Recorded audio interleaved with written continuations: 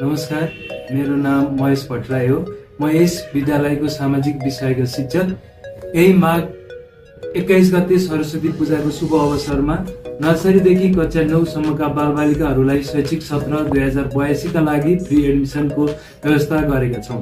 गुणस्तरीय र व्यावहारिक शिक्षाका लागि समयमै आफ्ना बाबु नानीहरूको शिर सुरक्षित राख्नका निम्ति तपाईहरू सम्पूर्णलाई आग्रह गर्दछौँ।